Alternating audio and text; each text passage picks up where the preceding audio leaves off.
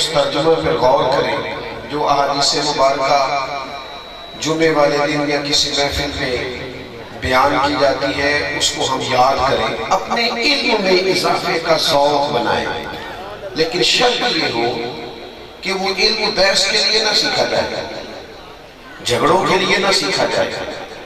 وہ علم جو ہے وہ جاہلوں پر روک جمانے کے لیے، علماء سے مناظروں کے لیے، ہاں کبھی احقاق کے حق کے لیے کہیں بحث کرنی ہوگی تو وہ علماء کریں گے، لیکن میں اور آپ جو عوام ہیں ہماری ذمہ داری یہ ہے کہ ہم دین کا علم سیکھیں تاکہ ہماری آنکھیں روشن ہوں، اور ہم نہ ایک بات کو سمجھیں کہ جس طرح تسبیح لے کر درود پاک پڑھنے کا ثواب ہے نا، جس طرح تسبیح لے کر اللہ کا ذکر کرنے کا ثواب ہے، تلاوت قرآن کا ثواب ہے، اسی طرح دین کے مسئلے سیکھنے کا بھی ثواب ہے۔ ہم نہ آج تک لوگوں کو یہ سمجھا نہیں سکے، یہ قائل نہیں کر سکے کہ بھائی جب آپ الف با تا سا پڑھتے ہیں تو اس کا بھی آپ کو ثواب ہوتا ہے، جب آپ فقہ کے مسئلے سیکھتے ہیں اس کا بھی ثواب ہوتا ہے۔ ایک کو ذرا کم کر دیں، جب آپ کسی عالم سے فجر کا درس سنتے ہیں وہ بھی معرفت الہی کا رستہ ہے۔ میں آپ سے پوچھتا ہوں کہ یہاں ایک عالم دین بیٹھے ہوں، مشکاہ شریف کھول کے درس حدیث دے رہے ہوں، اور کچھ تھوڑے سے فاصلے سے پتا چلے کہ بابا جی نے بڑا جبہ کبا ہے، بہت بڑی بڑی تصویر ہے، اور ڈھیر سارے لوگ وہاں آتے جاتے ہیں، تو ہمارے ہاں یہ رواج نہیں پڑ گیا کہ زیادہ رش بابا جی کے گرد ہو جاتا ہے، ادھر تصویر ہو رہی ہے، ادھر تو وظیفہ مل رہا ہے۔ کیوں بھلا؟ کہ ہم نے نا قوم کو سکھایا ہے کہ صرف تسبیحات کا ہی شاید اجر ہے، لیکن نبی پاک علیہ السلام نے اس قوم کو شعوری کیا ہے، شعوری۔ ان کو کہا ہے کہ تم اپنے دین کو سمجھو، اس کو سیکھو، اگر تم اس کو سمجھ جاؤ گے نا تو تمہیں انشراح صدر ہو جائے گا کہ دراصل ہماری نجات اس بات میں۔ اللہ کے محبوب علیہ السلام مسجد میں آئے تو دو حلقے بنے ہوئے تھے، ایک جانب بیٹھ کر لوگ دین کی بات سکھا رہے تھے، اور دوسری جانب اللہ کا ذکر ہو رہا تھا، تو حضور درمیان میں کھڑے ہو کر فرمایا دونوں ہی لوگ خیر پر ہیں، لیکن فرمایا چونکہ مجھے اللہ نے استاد بنا کے بھیجا ہے، لہذا یہ کہتے کہتے نبی پاک اس حلقے میں بیٹھ گئے جہاں دین سیکھا سکھایا جا رہا۔ کوئی بندہ بھی مسئلہ پوچھ لیتا ہے تو ہم پتہ اسے کیا جواب دیتے ہیں۔ اگر وہ ہم سے ہمارے شعبے کے بارے میں پوچھتا ہے نا، ایک بندہ پراپرٹی کا بزنس کرتا ہے، اسے پوچھتے ہیں زمین کا ریٹ تو اسے پتہ ہے، کوئی کرائے کا مکان چاہیے تو اسے پتہ ہے، ایک آدمی لوہے کا کاروبار کرتا ہے اسے ریٹ کا بھی پتہ ہے، اور کس کس کیٹاگری میں وہ ملتا ہے اس کا بھی پتہ ہے، ہمیں باقی ہر شے کا پتہ ہے۔ کوئی بندہ دین کا مسئلہ پوچھتا ہے تو ہم کہتے ہیں میں تو اتنا پڑھا ہی نہیں۔ تو دین مسلمانوں نے پڑھنا تھا یا غیروں نے پڑھنا تھا؟ اس کو کس نے حاصل کرنا تھا؟ وہ ذوق علم جو ہمیشہ ہر دور میں انسان کا مزاج ہونا چاہیے۔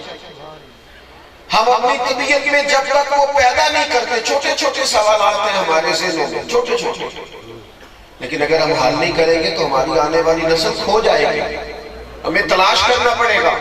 میں ایک یونیورسٹی میں مجھے بلا لیا گیا لیکچر کے لیے، میں حاضر ہوا، ایک نوجوان کہنے لگا میں نے ایک سوال پوچھنا ہے آپ سے، ڈر لگتا ہے کہیں آپ ناراض نہ ہو جائیں۔ تو میں نے کہا نہیں، میں چھوٹا مولوی ہوں، میں نہیں ناراض ہوتا، میں بتا دوں گا، آپ پوچھیں۔ وہ کہنے لگا جی میرے ذہن میں ایک بات ہے کہ ایک حکم آیا تھا کہ سود حرام ہے تو حرام ہو گیا، ایک حکم آیا تو فلاں چیز حرام ہو گئی، تو یہ لوگ جو بکتے رہے، یہ جو غلامی آخر تک ہوتی رہی۔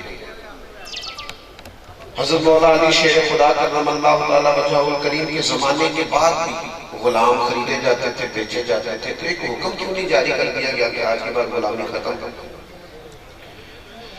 تو میں نے اسے کہا یار تو بلا مجھے پریشان ہے، یہ تو بڑا سادہ سا سوال ہے۔ کاش ہم کتاب و سنت کو پڑھتے تھے، ہم غور کرتے تھے، کبھی بھی شیطان ہمارے اندر وسوسے نہ پیدا کرتا۔ نبی پاک علیہ السلام نے فرمایا کہ 70 عابد ہو اور ایک عالم ہو تو شیطان عالم سے ڈرتا ہے، نیرے عبادت گزار سے نہیں ڈرتا۔ میں نے کہا یہ تو سادی سی بات تھی۔ دیکھو ایک ہوتا ہے کسی سیٹ کا ہونا، ایک ہوتا ہے وہ سیٹ ہی بدل دی جائے، کہتے ہیں یہاں عربی ٹیچر کی ضرورت ہی نہیں، سیٹ ہی ختم کر دی ہے۔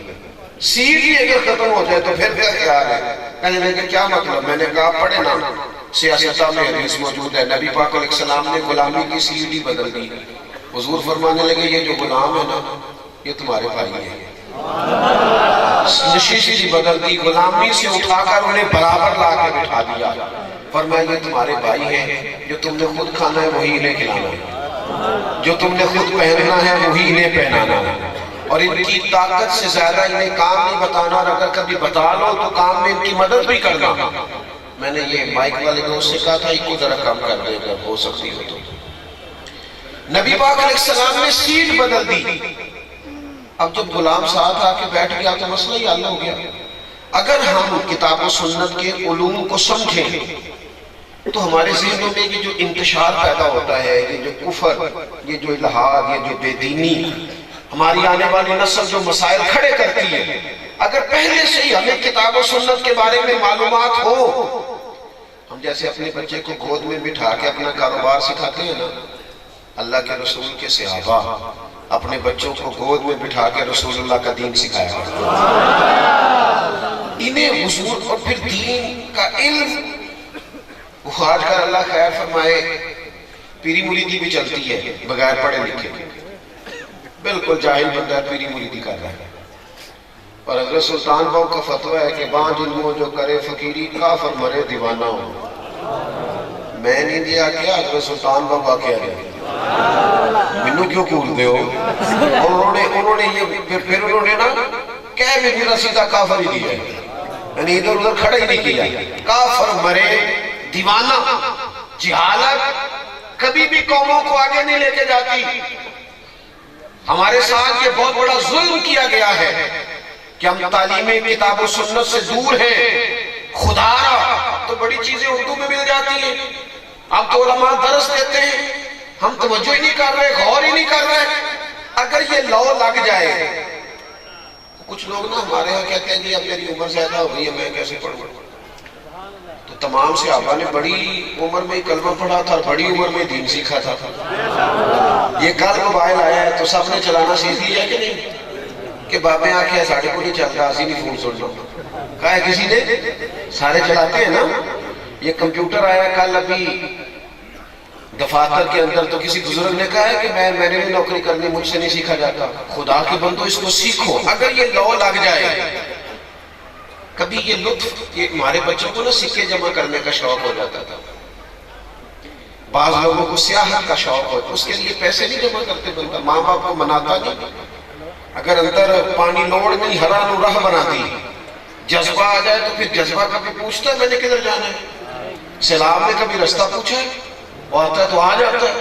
اگر شوق ہو نبی پاک کی حدیث یاد کرنے کا، اگر دل میں وہ ذوق ہو، میرے نبی پاک علیہ السلام نے فرمایا، دعا دی حضور نے فرمایا اللہ ان لوگوں کے چہروں کو چمکتا رکھنا، ان کے چہروں کو چمکتا رکھنا جو میری حدیثیں یاد کرتے ہیں اور پھر آگے سناتے ہیں۔ ایک بزرگ تھے حضرت شاہ بقی الدین ابن مخلد، کہتے میں اپنے استاد صاحب کے پاس پڑھتا تھا، یہ ہے ہمارے صوفیاء، یہ ہے جن لوگوں کے عرس منانے چاہیے۔ میں پڑھتا تھا تو میرے استاد صاحب مجھے کہنے لگے بیٹا تیرے اندر جذبہ زیادہ ہے، اور یہاں میں تجھے اتنا وقت نہیں دے پاؤں گا، تو بغداد شریف امام احمد بن حنبل کے پاس چلا جائے۔ آج کل تو مدارس میں پڑھنے والے بچوں نے اپنے مدرسے کے علاوہ باقی مدرسوں کا زیادہ حساب رکھا ہوتا ہے، وہاں کیا چل رہا ہے، کیا ہو رہا ہے، کیا پڑھایا جا رہا ہے، پڑھنا نہیں نہ ہوتا، وقت ضائع کرتے۔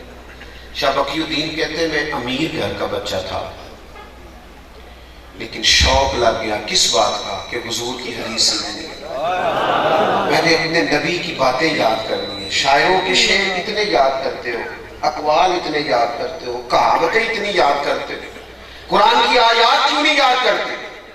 نبی پاک علیہ السلام کی احادیث مبارکہ کو حفظ کیوں نہیں کرتے؟ فرماتے مجھے لو لگ گئی، اب میں بغداد کے رستے پہ چلا، دریا میں بیٹھا تھا، طوفان آ گیا، کشتی ٹوٹ گئی، ایک جزیرے پہ جا لگا میں بڑی مشکل سے، مہینہ بھر پتے کھائے، پر جذبہ یہ تھا واپس نہیں جانا، جانا ادھر ہی ہے جہاں سے مجھے حضور کی حدیثوں کا فیض ملے۔ فرماتے ہیں ایک مہینے کے بعد وہاں سے کوئی مسافر کشتی گزری، اس پہ بیٹھا، بغداد پہنچا، وہی پرانے کپڑے، پھٹا پھٹا لباس، مہینے بھر کی تکلیف۔ اب جب بغداد شریف پہنچا تو پتہ چلا کہ امام احمد بن حنبل کا تو مدرسہ ہی بند ہو گیا، بادشاہ ناراض ہو گیا، مدرسہ بند کر دیا۔ امام صاحب تو قید میں ہیں، ان کے گھر کو جیل بنا دیا گیا، وہ نظر بند ہے۔ جذبہ تھا حضور کی حدیث سیکھنے کا، اے کاش یہ جذبہ کبھی لگ جائے، میری ملت کا جوان کہے نہیں رات کو ایک حدیث یاد کر، نہیں میں نے ایک روایت ضرور اپنے سینے میں محفوظ کرنی ہے، میں اپنے سینے کو بھروں گا کتاب و سنت سے۔ فرماتے ہیں کہ پورے شہر کے اندر فوج گھومتی ہے، پولیس کھڑی ہے، کوئی مجھے امام احمد بن حنبل کے گھر کا پتہ بھی نہیں بتاتا۔ فرماتے ہیں ایک شخص کی میں نے منت کی، میں نے کہا میرا چہرہ دیکھ، میں کتنی دور سے آیا، مہربانی کر، میں دنیا کے مال کا سوالی نہیں، حضور کی حدیث کی خیرات چاہتا ہوں۔ امام صاحب کا گھر بتا دے، وہ کہنے لگا بڑا سخت پیرا ہے، میں انگلی کا اشارہ نہیں کر سکتا۔ میں نے کہا چل آنکھ کا ہی کر دے، کہتے وہ مجھے ان کی گلی میں لے گیا اور آنکھ کے اشارے سے کہنے لگا وہ گھر ہے، آنکھ کے اشارے سے۔ آپ فرماتے ہیں کہ میں اس گھر گیا، اس گھر کو میں دیکھ آیا۔ اب میں نے سوچا میں نے امام صاحب تک پہنچنا کیسے ہے، کیونکہ باہر تو پولیس کھڑی ہے، یہ شوق اگر کبھی لگ جائے تو پھر صحیح حدیث میں ہمیں ملتا ہے کہ ایک صحابی کو پتہ چلا تھا یا تابعی تھے، انہیں پتہ چلا تھا کہ نبی پاک کی ایک حدیث ہے، پر بندہ دمشق میں ہے، تو وہ مدینے سے گھوڑے پہ بیٹھ کے صرف حضور کی ایک حدیث سیکھنے آ گئے۔ یہاں تو ہر جمعے مفت سنائی جاتی ہے نا، اور خطیب صاحب کہتے ہیں بڑا ٹائم پہ آ جایا کرو، لیکن وقت نہیں، گنجائش نہیں۔ دوستو یہ ذوق علمی بالخصوص ملت کے جوانوں میں پیدا ہونا بڑا ضروری ہے۔ حضرت شاہ بقی الدین کہتے ہیں میں نے سوچا کیسے جاؤں امام صاحب کے گھر قربان جاؤں، کہتے ہیں پہلے سوچا سبزی والا بن جاتا ہوں، پھل بیچتا ہوں، چلو میں آواز دوں گا شاید امام صاحب سبزی خریدنے باہر آئے، تو پھر میں نے سوچا سبزی خریدنے کوئی آتا ہے کوئی نہیں بھی تو آتا ہے، میں امیر باپ کا بیٹا۔ پھر میں نے سوچا کہ میں نے صفائی والا بن جاتا ہوں، شاید وہ باہر آئے، پھر سوچا صفائی والے کو دیکھنے بھی سارے نہیں آتے، آخر کیسے پہنچوں حضور کی حدیث سیکھنے کے لیے۔ کہتے میں نے طے کیا، میں نے نہ سر سے ٹوپی اتار لی، کپڑے پھاڑ لیے، گلے میں نے مانگنے والا کاسا ڈال دیا، تینوں لب دیاں سی آپ گواچے، سانو اپنی خبر نہ کوئی، ساتھوں پارے نہیں ککھ گلیاں دے، سانو آخ دے لوگ شدائی، اسا ننگ نموس دا ساڑ کے چولا، گل پہنے تاج گدائی، وہ سجنہ اپنا آپ گوایا ہے تاں یار دے چاہتی پائی۔ فرماتے میرے مانگنے والا کاسا، میں دروازے دی، اللہ کے نام پہ دے دو، اللہ کے نام پہ۔ کہتے امام احمد بن حنبل کا دروازہ آیا اور میں نے رو کے صدا کی، اندر جذبہ تھا نا، اندر جذبہ تھا، رو کے صدا کی، میں نے کہا کچھ لینے آیا ہوں، یوں دروازہ کھلا، اور جب امام صاحب نے 1 دینار دینے کے لیے میرے پیالے پہ کاسے پہ ہاتھ بڑھایا تو میں نے ہاتھ چوم لیا، میں نے کہا قربان جاؤں، میں 1 دینار کے لیے نہیں آیا، رسول اللہ کی حدیث سننے کے لیے آیا۔ کہتے ہیں امام صاحب نے نا یوں اٹھا کے نظر دیکھی، اس طرح بھی کوئی لیتا ہے؟ آپ یقین کریں کچھ لوگوں کو لینا بھی آتا ہے، کچھ لوگوں میں جذبہ ایسا ہوتا ہے کہ وہ لے لیتے ہیں، کچھ نہ ارادہ کرتے رہ جاتے ہیں، پروگرام بناتے ہی رہ جاتے ہیں، کچھ لے جاتے ہیں، کچھ اور چکر میں پڑے رہتے ہیں، کچھ حاصل کر جاتے ہیں۔ حضرت امام صاحب رحمت اللہ علیہ نے چہرہ دیکھا، فرمایا ہاں حضور میں بڑی دور سے آیا ہوں، بڑی دیر سے پہنچا ہوں، گو سنا تھا کہ آستانہ یار دور ہے، پر ہم نے بھی ٹھان لی تھی کہ جانا ضرور ہے۔ کہتے حضور مہربانی ہو جائے، کہتے میں روز فقیر بن کے جاتا، امام صاحب 3 حدیثیں سناتے، میں سائی او دوستو او ادھر آؤ یار، تم کہتے ہو فلاں انگریز کا قول لکھ دے اسکول کی دیوار پر، فلاں دانشور کی بات لکھ دے، کائنات کی حکمتیں ساری میرے رسول پاک کی قدموں کی دھول پہ قربان۔ آؤ نبی پاک کی حدیث سیکھو، قرآن مجید کی آیات سیکھو، کتاب و سنت کے علوم لو، ایک ایک کر کے اپنا دین سیکھنا شروع کرو اور اس پر ذوق پیدا کرو. تھوڑی فیس بک تھوڑی چلا لو, تھوڑے دن گپ شپ کم کر لو, سیاحتیں چھوڑ لو. یہ کتاب و سنت ہے, اس کے قریب آؤ. یہ پڑھتے پڑھتے سینہ روشن ہو جاتا ہے. اسے لیتے لیتے ہی حالات بدلنے لگتے. کہتے میں کتنا عرصہ فقیر بن کے جاتا رہا, پھر حالات بدل گئے. حالات بدل جایا کرتے ہیں, حالات بدل جایا کرتے ہیں. حالات کے سہمے ہوئے لوگوں کو بتا دو حالات بدل جاتے ہیں, ایک جیسے نہیں رہتے. فرماتے میں امام صاحب حالات بدل گئے, امام صاحب کا مدرسہ کھل گیا, بلکہ جو نیا بادشاہ آیا اس نے بڑا بنا کے دیا. اب جب امام صاحب بیٹھ گئے مسند پہ تو ہم نے بھی کپڑے بدل لیے. فرماتے جب پہلے دن میں مدرسے میں گیا تو باقی شاگرد بیٹھے تھے, مجھے دیکھ کے امام صاحب اٹھ کے کھڑے ہو گئے. فرمانے لگے بڑی دنیا نے پڑھا ہے پر جو تو نے پڑھا ہے نا. ایک تو اپنے اندر وہ ذوق علم کا, اور دوسری بات مومن کہتے ہی با عمل کو ہے. گورکھ دھندا نہ کرو, لفظوں کا ہیر پھیر نہ کرو. ہر بندہ جانا ہے, ہر بندے کو پتہ ہے عمل کون کرے گا. ہم اگر کبھی کو بات سنتے سیکھتے ہیں تو صرف اس لیے کہ دو بندے ملیں گے تو انہیں سنا دوں گا, دوسروں کو نصیحت کروں گا. میرے نبی پاک علیہ السلام کا سارا دین عمل کے لیے آیا, عمل کے لیے. جب تک انسان عمل نہیں کرتا وہ دو کشتیوں کا مسافر ہے. جب تک وہ نرا عالم ہوتا ہے اور عامل نہیں ہوتا اتنی دیر تک وہ اپنے ضمیر کا قیدی ہوتا ہے. او بیٹا بیٹھ جاؤ, او میں پیسے لینے آیا ہوں, اللہ آپ کو خوش رکھے, تشریف رکھے, مہربانی کرے. کچھ تقریرا مفت بھی سن کے میں کیا کروں کہ اللہ آپ کو سنا. آپ جو اتنے سارے لوگ آئے ہیں, اگر میرے دل میں پھر بھی یہی خیال ہو, اتنی محبت, اتنا پیار, تو بتا نہیں سکتا صبح سے مجھے ان علاقوں سے فون کتنے گئے ہیں کہ یہ صرف ملنا ہی ہے. جس سے اتنا پیار کیا جائے وہ پھر 20-40 ہزار کا لالچ پیدا کرے تو اس سے زیادہ کمینہ بھی کوئی نہیں. جس سے اتنا پیار کیا جائے لوگ راہیں بچھائیں, سانو تخت ہزارے دی لوڑ کی, نالے کی لگے شہر کو بھول دے نال, اسی اپنی بال کے سیکھ رہے کی لگے کسی اور دے نال. اور کرو مدح اہل دول رضا, پڑے اس بلا میں میری بلا, میں گدا ہوں اپنے کریم کا. میرا دین پارا اعلان نہیں. آپ توجہ کریں گے اور میری بات کو سمجھیں گے. دین عمل کے لیے, عمل کے لیے. دین کردار بدل دیتا ہے, سوچ بدل دیتا ہے. رب فرماتا ہے وَعِبَادُ الرَّحْمَنِ الَّذِينَ يَمْشُونَ عَلَى الْأَرْضِ هَوْنًا, رحمان کے بندے زمین پر عاجزی سے چلتے ہیں. ان کے مزاج بدل جاتے ہیں, ان کے تیور بدل جاتے ہیں, ان کے لہجوں میں حسن آ جاتا ہے, تواضع آ جاتی ہے. ان کی زندگیاں پھر الجھاؤ والی نہیں رہتی. وہ سارا دن سیاسی پیچ و تاب کا شکار نہیں ہوتے. وَإِذَا خَاطَبَهُمُ الْجَاهِلُونَ قَالُوا سَلَامًا, اگر کوئی جاہل الجھنے بھی لگے تو سلام کر کے گزر جاتے ہیں. ان کے لہجوں میں خوبصورتی ہوتی ہے, ان کے انداز بدل جاتے ہیں. وہ لوگ ایک اور رخ اختیار کر جاتے ہیں, زندگی عمل والی ہو جاتی ہے. اپنے کردار میں دیکھو, آپ بڑی تعریفیں کریں جا کے اپنے پیر صاحب کی گھر, اپنے استاد صاحب کی, لیکن اگر آپ بیوی کو گالی دیں گے نا تو آپ سے کہے گی ایسا کھایا تیرے تیرے پیر صاحب سے. آپ جو جا کے گئے اپنے کلیگ سے دفتر میں کہ میں فلاں محفل سے ہو کے آیا ہوں, لیکن 2 منٹ کے بعد وہ دیکھے کہ آپ تو کام چوری کر رہے ہیں, وہ کہے گا ایسا کھایا ایسی راتی مولوی صاحب کے.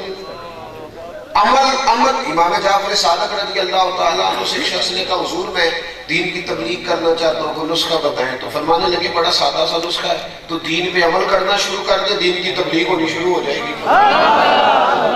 دین تو عمل کے لیے ہے, کردار میں تبدیلی کے لیے. یہ میں نے آپ کو حدیث پڑھ کے سنائی نا, نبی پاک نے فرمایا تمہارے غلام تمہارے بھائی ہیں. آج جو بڑے انسانی حقوق کی بات کرتے ہیں نا, ان کے ملازموں سے پوچھ کے دیکھو حال کیا ہے. جس کا بچہ رات کو 4000 کا برگر پیزا کھاتا ہے, اس کا ملازم کبھی 5000 ایڈوانس مانگ لے تو وہ نصیحتیں کرتا ہے کہ اپنے خرچے کم کرو. بھائی تیرے تو کم ہوئے نہیں, یہ خرچے کم کرے. وہ ہمارے حکمران کہتے ہیں نا جب مہنگائی کرتے ہیں تو کہتے ہیں ہم ذرا مشکل فیصلہ کرنے لگے. آپ کے لیے تو نہیں نا مشکل ہے, آپ کے لیے تھوڑی مشکل ہے, وہ تو مشکل ان غریبوں کے لیے ہے. پر شکوہ آپ سے بھی ہے, آپ نے بھی کبھی الیکشن کے موقع پر پوچھا نہیں کہ مجھے ہمیں بتاؤ پاکستان کا مطلب کیا؟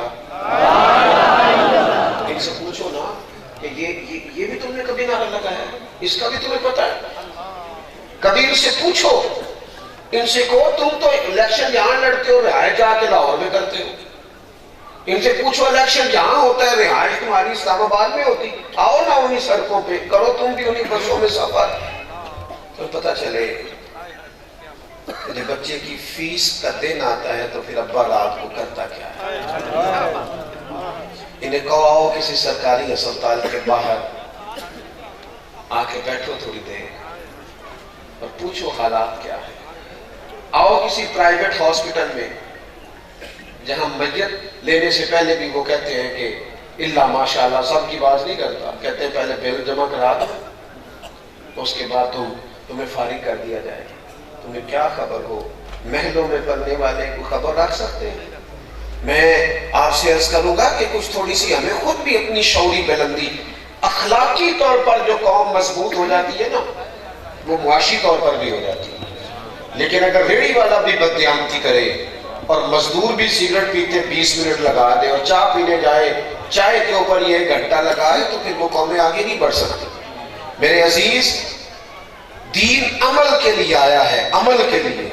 تقریریں ہوتی ہیں وہ حضرت صاحب آؤ جی خطاب کرو، تو میں تو اب ویسے بھی 25-30 منٹ تقریر کرنے والا مولوی ہوں، تو میں دوستوں سے اکثر یہ پوچھتا ہوں، میں کہتا ہوں تقریریں کس لیے ہوتی ہیں؟ ویسے کانوں کی لذت کے لیے، واہ واہ کرنے کے لیے. اگر تو تقریر سیکھنے سکھانے کے لیے تو 10 منٹ کی کافی ہے، اس میں عمل کرو. اور اگر آپ نے کانوں کی لذت لے لی، واہ واہ کیا بات کی، تو پھر تقریریں صدیوں سے ہو رہی ہیں، ہوتی رہیں گی. پھر بڑے بڑے شعلہ بیان خطیب، وہ ہمارے تو نقیب جب چلتے ہیں نا جناب، آپ نے تو بڑے سادے سے نقیب رکھے تھے نا، ہمارے تو نقیب جب چلتے ہیں نا اسٹیج پہ تو میرے جیسا بندہ ڈر رہا ہوتا ہے. وہ کہتے تیار ہو جو میں جملہ دے لگا، میں تو جملہ دے لگے بام چلا لگے. کار جو بات کر دی ہے تمہیں کوئی مذاق ہے؟ یہ رسول اللہ صلی اللہ علیہ وسلم کا دین ہے، سنجیدہ بات کریں آپ، کتاب و سنت کے دائرے کے اندر رہیں. بھاگ دوڑ کس بات کی؟ اور نہیں پتا کون رافضی ہو گیا کون خارجی ہو گیا، عقائد اور نظریات سے گھومے اور پھرے ہوئے لوگ، آپ نے قبضہ دے دیا سب کو. واپس لوٹے دین حق کی جانب. دین عمل کے لیے آیا ہے، کردار میں تبدیلی. حضرت باعث بستامی کا زمانہ تھا، ایک یہودی اور مسلمان آپس میں دوست تھے، تو وہ یہودی اپنے مسلمان دوست کے پاس بیٹھا تھا، تو مسلمان کہنے لگا کلمہ پڑھ جا مسلمان ہو جا. تو مسلمان ہنس پڑا، وہ یہودی ہنس پڑا، کہنے لگا اپنے مسلمان دوست سے کہ میں نے 2 دین دیکھے، ایک دین وہ ہے جس پہ تو عمل کرتا ہے اور ایک وہ ہے جس پہ حضرت بایزید عمل کرتا ہے. کہنے لگا اگر دین وہ ہے نا جس پہ تو عمل کرتا ہے تو پھر تو کلمے کا ہی فرق ہے، ورنہ معاذ اللہ تو میرے ساتھ شراب خانے بھی چلا جاتا ہے. تو وہ سارے کام کرتا ہے جو میں کرتا ہوں، تو فرق کیا ہے؟ اور اگر دین وہ ہے جس پہ یہ بزرگ عمل کرتے ہیں اللہ کے نیک بندے صالحین، تو پھر ان سے کہے مجھے دعوت دے، میں دین کے بارے میں سوچنے کو تیار ہوں. جب تک ہم اپنے کردار میں نے حدیث پاک پڑھی نا کہ نبی پاک نے فرمایا تمہارے غلام تمہارے بھائی ہیں.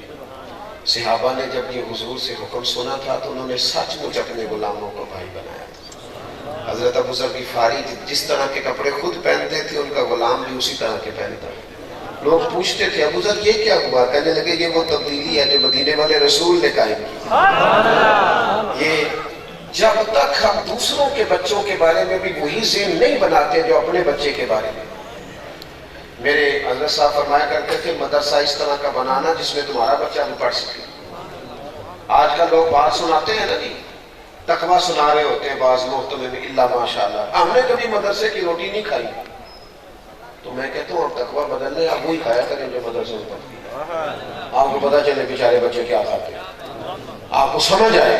آپ کے ہاں تو انواع و اقسام کے لنگر ہے، روز جلسے ہیں، محافل ہے، لیکن وہ جو دین کے نام پہ آیا اس کا جو حشر کیا جا رہا ہے وہ اس کا جواب دینا ہے اللہ کی بارگاہ میں قیامت کے دن. ہم جو اپنے بچوں کے بارے میں سوچتے ہیں وہ پڑوسی کے بچے کے بارے میں کیوں نہیں سوچتے؟ اپنے دیگر عائشہ و قریبہ کے بچوں کے بارے میں کیوں نہیں سوچتے؟ اپنے ملازمین کے بچوں کے بارے میں کیوں نہیں سوچتے؟ اسلام کے دار و عمل میں تبدیلی کی بات کرتا ہے. فکری انقلاب برپا کرتا ہے، سوچوں کو بدل دیتا ہے، نظریاتی مسلمان بناتا ہے، نظریاتی۔ نعروں کی حد تک اور گفتگو کی حد تک کوئی شخص چمکے تو وہ تو ساری دنیا چمک رہی ہے۔ حضرت مولا علی شیر خدا کرم اللہ تعالیٰ وجہ الکریم اپنے غلام کو لے گئے بازار، کہنے لگے چل کپڑے خریدنے جانا ہے۔ غلام کو یہاں تو ڈرائیور جو ہوتا ہے نا اس کو لوگ کھانے میں ساتھ نہیں بٹھاتے کہ ڈرائیور کی روٹی ہوتے کھا دی، حالانکہ صاحب گاڑی میں سو رہے تھے، ڈرائیور ہی ہے جو خیریت سے لے آیا، لیکن وہ کہہ رہے ہیں کہ اس کی کھانا ادھر بھیج دو، وہ ہمارے ساتھ نہیں بیٹھ سکتا۔ حضرت مولا علی شیر خدا اپنے غلام سے فرمانے لگے چل بازار چلے۔ بازار گئے دونوں، کپڑے خریدے، ایک جوڑا مہنگا تھا ایک سستا تھا۔ غلام کہتا ہے میں سمجھ گیا مہنگا جوڑا آقا کا ہے، سستا غلام کا ہے۔ ایک ہی تھیلے میں دو جوڑے تھے۔ پھر وہ چوک آ گیا جہاں سے مجھے اپنے گھر جانا تھا، حضرت علی کو اپنے کاشانہ نور میں جانا تھا۔ فرماتے مولا علی شیر خدا کرم اللہ تعالی وجہ الکریم مجھ سے کہنے لگے، اپنے غلام سے کہنے لگے لا بیٹا وہ میرے والا جوڑا مجھے دے دے، میرے والا سوٹ دے دے۔ کہتے ہو میں نے مہنگا نکال کے بڑھایا تو فرمانے لگے یہ نہیں میرا، یہ انقلاب ہے جو نبی پاک نے برپا کیا۔ سنیں، فرمایا یہ نہیں میرا۔ اس نے کہا حضور آپ کا ہی ہے۔ فرمایا نہیں میرا تو وہ سستے والا ہے۔ وہ کہنے لگا حضور آپ مہنگا پہنے نا، آپ آقا ہیں، سستا میں پہنتا ہوں، میں غلام ہوں۔ تو آپ فرمانے لگے اگر کسی وجہ سے تقسیم کرنی ہے تو اپنے والی وجہ نہ رکھ، میرے والی کر لے۔ اگر کوئی سبب تقسیم کا بنانا ہے نا کہ اس سبب سے تقسیم کرنی ہے تو میں تمہیں سبب دیتا ہوں، وہ رکھ لے گا۔ جناب بتائیے، حضرت علی فرمانے لگے اس طرح کرنا، تو پہننا مہنگا تو کہ تو جوان ہے اور مجھے سستا دے دے چونکہ میں بوڑھا ہوں۔ اگر کسی وجہ سے بانٹنا ہے تو چل اس طرح بانٹ لے۔ وہ غلام کہتا ہے مولا علی نے صرف سوٹ ہی مجھے مہنگا دیا تھا، پر میں جب پہنتا تھا شیر خدا کو یاد کر کے روتا تھا۔ وہ جو خیر میرے ساتھ کی تھی وہ غریب تو خالی عزت سے راضی ہو جاتا ہے، لیکن ہم نے یہ کام کیا نہیں کبھی، ہم یہ لہجے اپنائے نہیں۔ نہ وزیروں نے عزت دی غریبوں کو، نہ پیروں نے عزت دی، اللہ ماشاءاللہ۔ ہم نے معیار ہی کچھ اور بنا دیا۔ مومن وہ ہوتا ہے جس کے کردار میں، عمل میں، اٹھنے بیٹھنے میں، لب و لہجے میں تبدیلی آئے، جس کا طرز مسلمانوں والا ہو، طریقہ کار اہل ایمان والا ہو، اور تیسری بات اس میں اخلاص ہو، للہیت ہو۔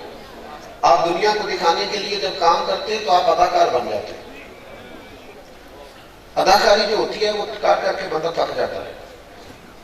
یہ جو اخلاص ہوتا ہے یہ نارمل زندگی ہوتی ہے، روٹین کی لائف۔ آپ جو اوپر سے ہیں وہی اندر سے ہیں۔ یہ ریاکاری، یہ دکھاوا، لوگ مجھے دیکھ لیں، میری فوٹو آ جائے، کسی کو پتہ چل جائے، کسی کو خود ہی بتا دینا اللہ کا شکر ہے جی اتنی دیر سے میں خدمت کر رہا ہوں۔ تو نہ بول یار، خدمت کو بولنے دے۔ میں اتنی دیر سے کام کر رہا ہوں، تو نہ بول، کام کو بولنے دے۔ خوشبو بتایا نہیں کرتی، خوشبو تو آیا کرتی ہے۔ تو بول رہا ہے اس کا مطلب ہے تجھے ضرورت پڑی ہے بولنے کی۔ اخلاص، للہیت۔ شوہر خرچہ پورا نہ دے، بیوی گزارا کر لیتی، سادے کپڑوں میں رہ لیتی، تلخی بھی سہ لیتی، لیکن اگر اسے پتہ چل جائے نا میرے ساتھ مخلص نہیں، کہیں اور بھی نظر ہے، تو پھر گزارا۔ اس کا مطلب ہے اخلاص نہ ہو تو گھر نہیں چلتا، تو پورا دین کیسے چلے گا؟ ہمارے یہاں یہ نظام بن گیا کہ اخلاص ڈھونڈنا پڑتا ہے، مخلص ہو کر کام کرے، مخلص ہو کر۔ یہ ہمارے ملک میں سیلاب آیا، کوئی اتنا بڑا مسئلہ نہیں تھا اتنے سارے سرمایہ داروں کے لیے، بڑے بڑے وزیروں کے لیے، لیکن ہماری ترجیحات کچھ اور ہے۔ ہماری ترجیحات سیٹ ہے، ہماری ترجیح اپنا حلقہ ہے، ہماری ترجیح یہ ہے کہ لوگ مجھے کیسے اچھا جانے۔ ہماری ترجیحات بدل گئی ہیں۔ جب اخلاص ہوتا ہے نا، للہیت، اس میں درد ہوتا ہے، اس میں سکون ہوتا ہے۔ جب آپ مخلص ہو جاتے ہیں تو خدمت کرنے میں مزہ آتا ہے، اللہ کے بندوں کا پیار خود بخود آ جاتا ہے۔ غریب ڈھیر سارے اپنا مسئلہ اس لیے نہیں بتاتے کہ پتہ نہیں کچھ ملے گا کہ نہیں ملے گا، پر رسوائی ہو جائے گی۔ سگا بھائی مالدار ہے پر بھائی اس سے نہیں 4 پیسے ادھارے مانگتا، وہ 200 کلومیٹر دور دوست کو فون کرتا ہے، اسے پتہ ہے میرا بھائی پہلے تو بھابھی کو بتائے گا، پھر سارے علاقے کو بتائے گا، دینے پتہ نہیں دینے۔ وہ جو ہمارا دکھاوا ہے، جو آپ یقین کریں مسجد میں پیسے دے کے لوگ ٹائلوں پہ لکھوا لیتے برائے سارے سوال، فرشتے بھول گئے تھے کیا؟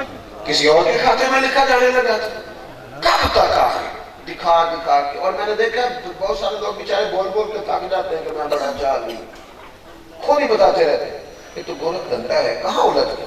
مخلص ڈیوٹی، ذمہ داری والی، احساس والی۔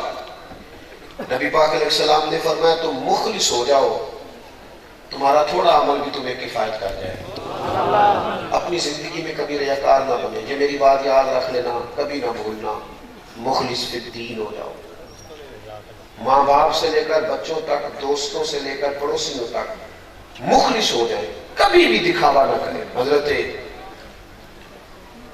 امام ابو نعیم رحمۃ اللہ علیہ نے لکھا ہے کہ 100 گھر تھا مدینہ شریف میں،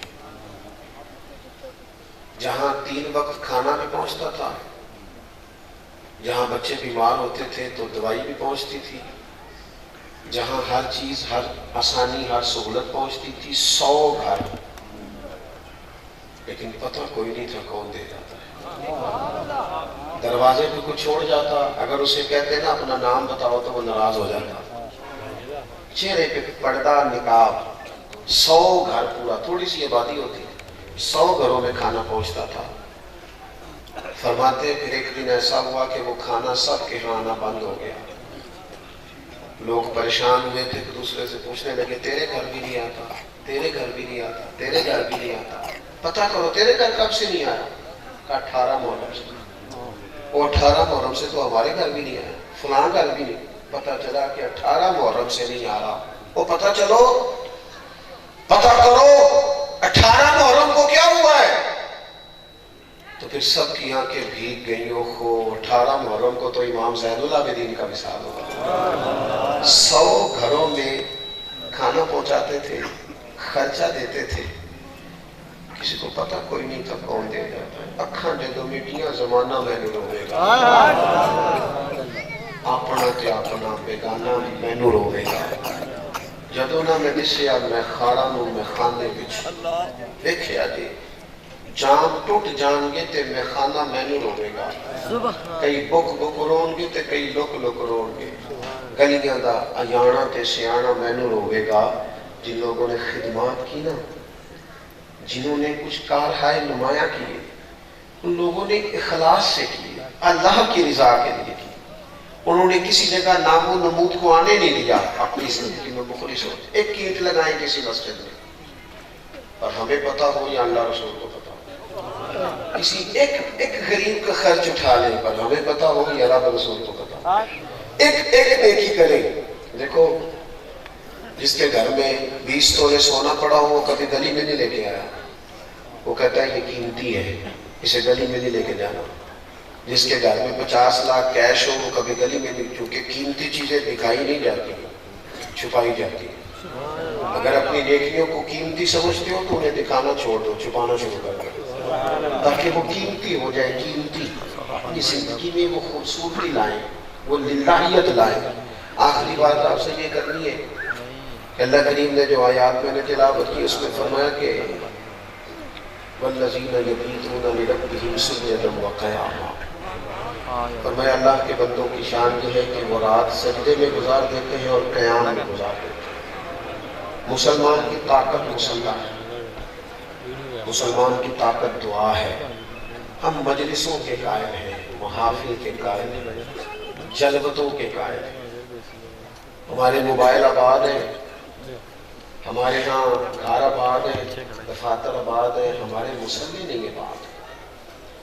کچھ وقت جب نکال کے اللہ اللہ کرو گے نا، اس طرح جسم بھوکا ہو تو روٹی نہیں مانگتا، اس طرح ہماری روح اللہ کی یاد مانگتا، ہمارے دل طلب کرتے ہیں کہ نبی پاک پر درود و سلام پڑھا جائے، ہمارے باطن سے آوازیں اٹھتی ہیں کیونکہ روح یہاں کی باسی نہیں۔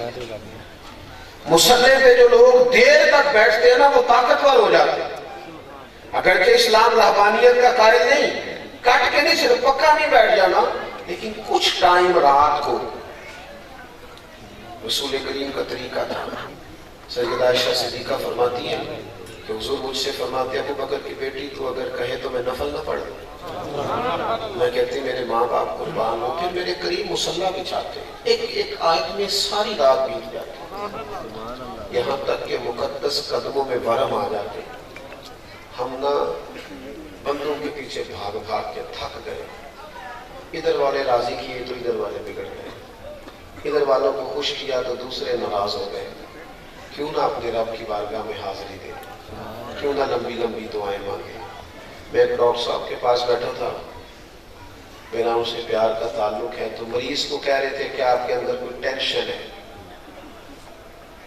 आप वो सारी टेंशन ना अपने दिल से निकाल दें तब ये ठीक हो जाएगी। तो ना पेशेंट जो थे, मरीज वो हल्का हल्का ना हाथ सारे हिला रहे, तो मैं समझ गया कि ये नहीं निकाल सकते।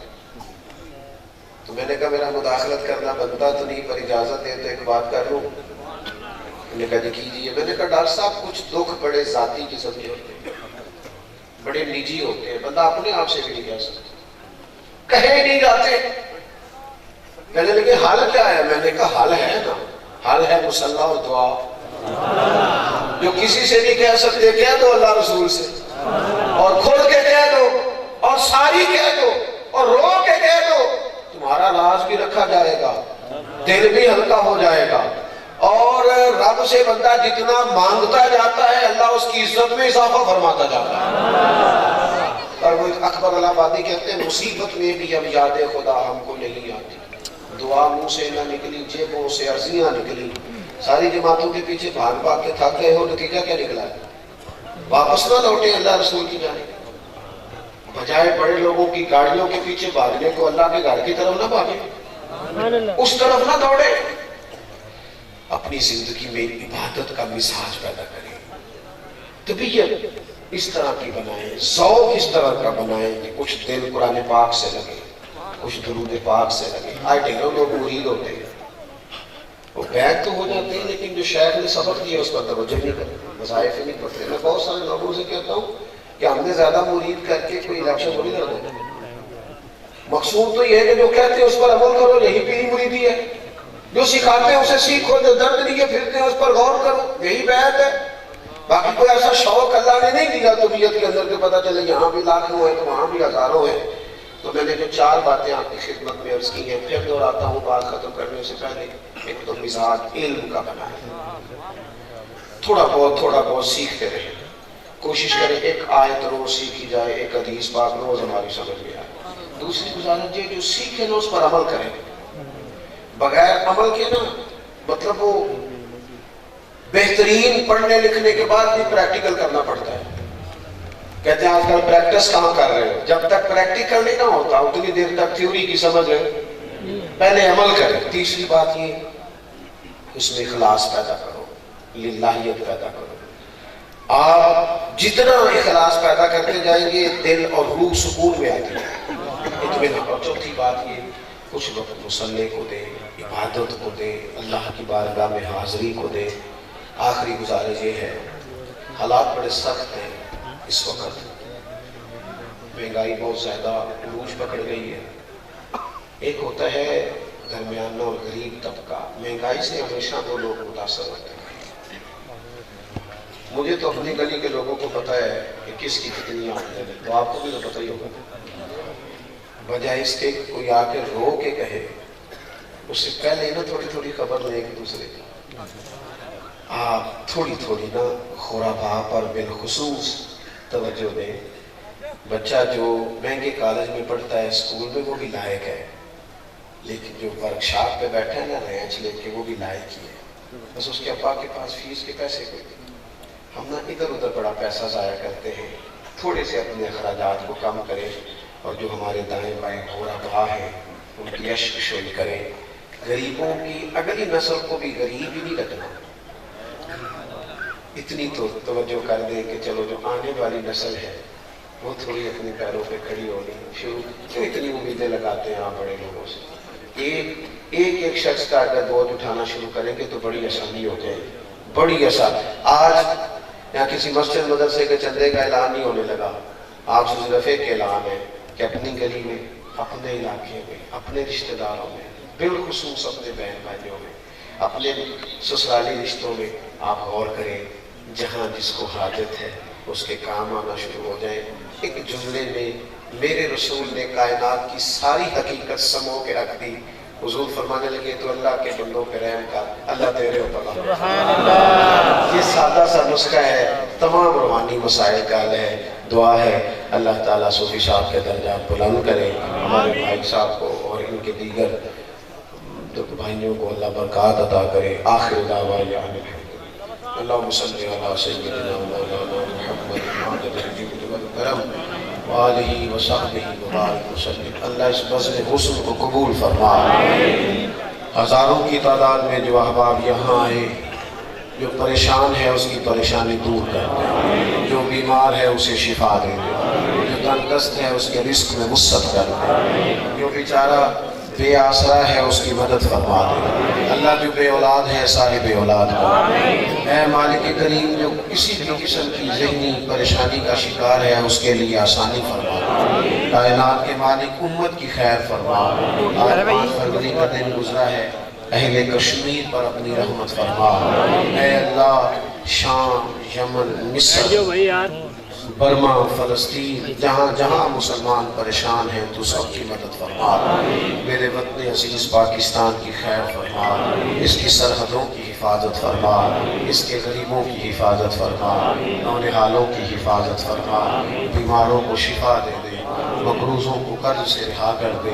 حضرت صوفی صاحب اس کی قبر پہ اپنی رحمتوں کا نزول فرما دے، ان کے حق میں کرم، فضل اور رحمت والے فیصلے فرما دے۔ اللہ ہمیں سجدوں کا ذوق عطا فرما، عبادتوں کا شوق عطا فرما، تلاوتوں کی لذت عطا فرما، اپنی یاد نصیب فرما، اپنا فضل عطا فرما، اپنی رحمت عطا فرما، اپنے حبیب پاک علیہ السلام کی غلامی عطا فرما۔ اے اللہ حضور کے غلاموں اور گداؤں میں ہمارا شمار فرما، دنیا اور آخرت میں ہماری پردہ پوشی فرمانا، ہماری پردہ پوشی فرمانا۔ ہمارے ایک عزیز بھائی بابر سلیم صاحب کا انتقال ہوا ہے، مرحوم کی قبر کو روشن فرما دے، ان کے لواحقین کو صبر دے دے۔ اے اللہ ہم سب کا خاتمہ ایمان پہ فرما، قیامت کی ذلت اور رسوائی سے ہم سب کو محفوظ فرما۔ اللہم انا نسألک العفو والعافیۃ فی الدین والدنیا والآخرہ، رب اغفر وارحم وانت خیر الراحمین، وصلی اللہ تعالی علی حبیبہ سیدنا و مولانا محمد۔ السلام علیکم۔